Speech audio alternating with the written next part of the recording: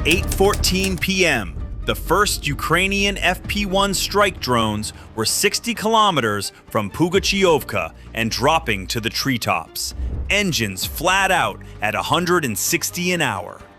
Waiting ahead of them was a dirt airfield in Oryol Oblast that existed for one reason: to kill drones exactly like these. The helicopters based there, a Ka-52 gunship and an Mi-8 transport, had spent the whole month pulling Ukraine's long-range machines out of the sky over the rear. Tonight, those machines were coming for the hunters. Over the next 8 minutes, the field would fight well and still lose both aircraft sitting on its apron. A base built to hunt drones was about to be taken apart by them. They had all left within the same 3 minutes. 18 drones had come out of mobile launch cells behind the Ukrainian line and turned east on 3 separate courses. They were never meant to arrive together. At 160 an hour, a route 8 kilometers longer runs 3 minutes late, 16 longer, 6 minutes behind. So the planners cut 3 lengths and sent them off together.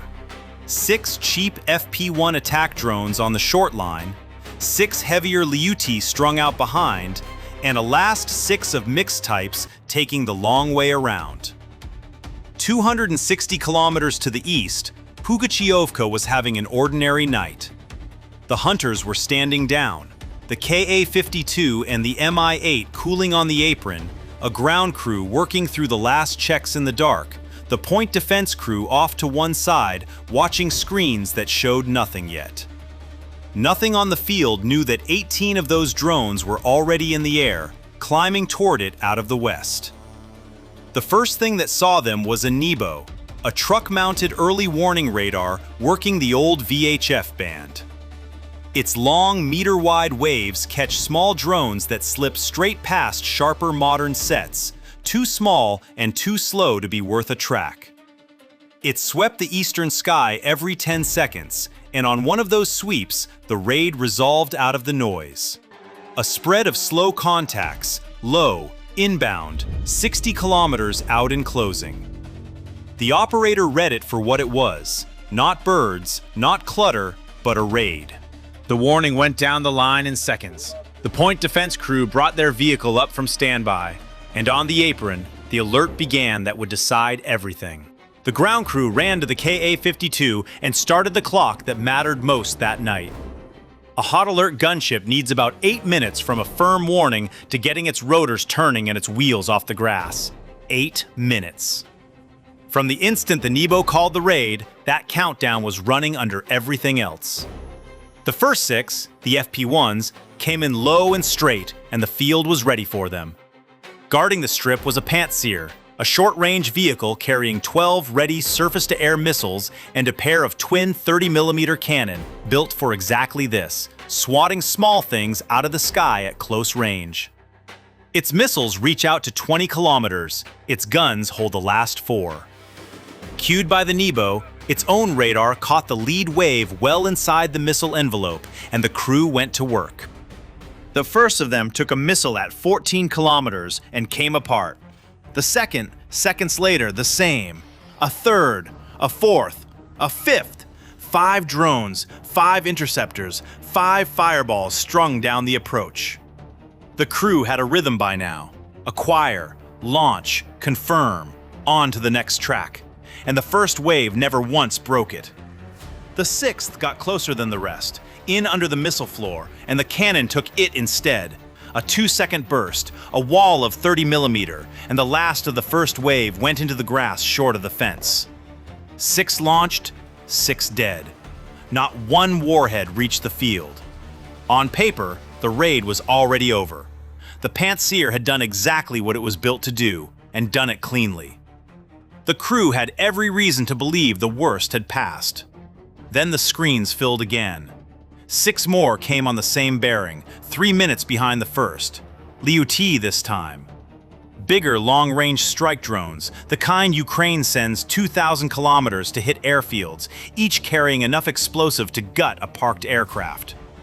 They flew the same slow 160 an hour, and against a fully alert Pantsir that made them just as killable as the first 6. The crew re-engaged.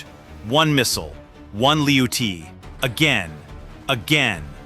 6 drones, 6 more interceptors, 6 more kills strung across the same stretch of sky. But every kill spent a missile that could not be replaced in the next few minutes. 11 of the 12 ready missiles had come off the rails now. 5 in the first wave, 6 in the second. 1 left in the tubes. The crew could read that count as clearly as anyone watching the screen. 11 fired, 1 left, and the western sky was still not empty. They were winning every duel and emptying themselves to do it. The most dangerous air defense vehicle on the field was down to a single ready shot, and it did not yet know the fight had barely started. And the whole time, the clock on the apron kept running. The gunship's rotors were spinning up. The scramble the second wave had done nothing to stop was closing on the one moment that changed the geometry of the entire night. The moment the Ka-52 left the ground. For a few seconds after the 12th kill, the sky over the approach was empty. 12 drones down, no damage to the field, 1 gunship spooling up to hunt whatever came next. From the ground, it looked like a victory that was still being won. It wasn't a lull, it was arithmetic. 6 drones were left, and this time, not 1 type, but 3. 2 more Liuchi, 2 more FP1, and 2 Morok, a smaller strike drone the first waves hadn't flown. They did not come as a wave. They came one after another, each with a single job. The first was a Morok, its 30-kilogram warhead small, but too big for any defender to wave through. It bored straight in on the field. The Pantsir crew had 1 ready missile and a real threat on the screen. They fired it. The last interceptor left the rail, ran the Morok down, and killed it clean. The 13th kill of the night, and the 12th and final missile gone. That was the shot the rest of the raid had been built to buy. The launcher was empty, and an empty Pantsir does the only thing it can. It starts to reload. A job that takes 6 to 10 minutes, with the rounds gone and the crew working the tubes by hand. For that whole stretch, its 20-kilometer missile umbrella simply did not exist. All it had left was the guns. 4 kilometers and nothing beyond. That was the window the next drone had been sent for. Number 14 was an FP1, and it was not aimed at the Pantsir at all. It went for the Nebo, the early warning radar sitting off on its own, 5 kilometers from the strip, 1 clear kilometer past the 4 the Pantsir's guns could now reach. The radar saw it coming. It had seen everything coming, all night. The crew could watch the drone grow on their own screen, second by second, and do nothing about it. A warning radar carries no weapon of its own. What it could not do was leave. A radar like the Nebo is a truck, but folding its great VHF array down and moving it is a 20-minute job. Mast, cabling, the whole rig packed and hauled. The crisis unfolding around it had lasted 8. It had time to warn the base and no time at all to save itself. The FP1 crossed the last kilometer and went into the radar. The array came down in a spray of torn metal, and the picture it had been feeding the whole field went black. Regional warning was gone. Losing the radar should have blinded what was left. It didn't. The Pantsir still had its own eyes, a local set that can hold 40 targets at once, close in. And when the second Morok came over the tree line for the point defense vehicle itself, the crew saw it without the Nebo's help. Their missiles were still gone, but the guns were not. The cannon swung, caught the Morok inside the 4-kilometer ring, and tore it apart in a single burst.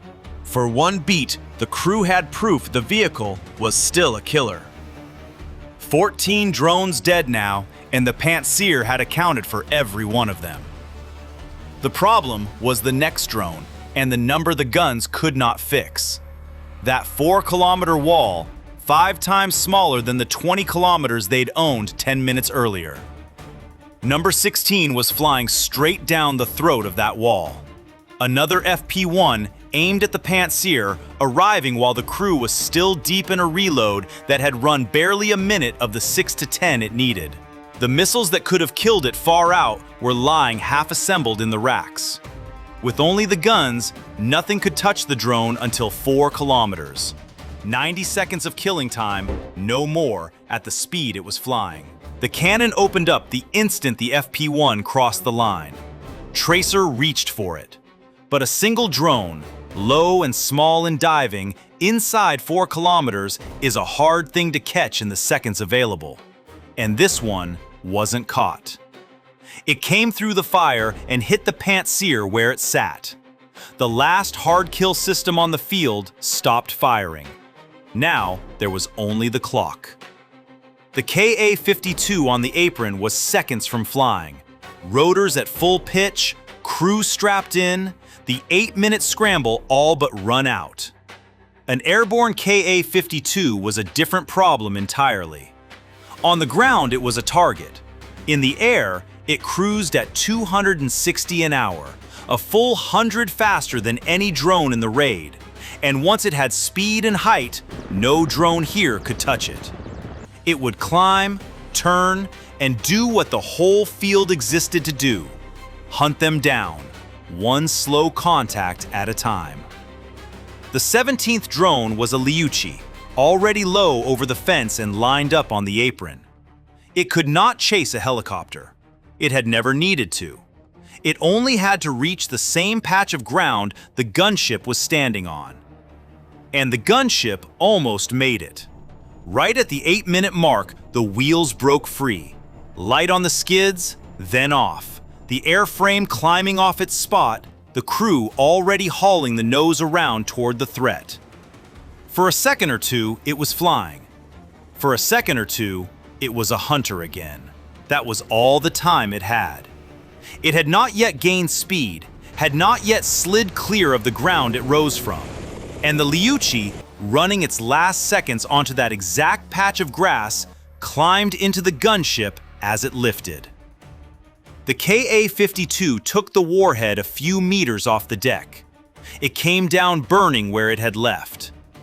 That left one drone and one aircraft. The Mi-8 sat where it had sat the whole time, a transport with nowhere to be and nothing left to protect it. The radar was gone. The point defense was gone. The gunship that was supposed to be up hunting was burning on the apron beside it. Every layer the field had thrown up over 8 minutes had already been spent or destroyed. The 18th drone, the last Liuchi, crossed the fence into a field with nothing left to stop it and put its warhead into the Mi-8. 2 helicopters, both on the ground, both gone. 18 drones had been sent. 14 were shot down, 5 to missiles and 1 to guns in the first wave, 6 to missiles in the second, 1 to the last ready missile, 1 to the cannon after the radar was already dead. By any count, the defense won the battle. It killed 78% of everything thrown at it, and it never once fired blind or missed for lack of skill. It lost anyway, and not because it was outnumbered. Each layer of the defense had a fixed limit, and the raid was built to reach past every one. The Pantsir had 12 missiles and no 13th. The Nebo could see everything and outrun nothing. The Ka-52 got into the air and died a few meters up, still too slow to matter. Not a failure of skill, a failure of order. A field built to hunt drones came apart in a handful of seconds. 14 kills, and the 4 that mattered still got through. Somewhere to the rear, another strip like this one is doing the same work tonight, with the same helicopters and the same 8-minute clock, certain it has time. It has time until the drones decide it doesn't. The next raid is already flying its longest route.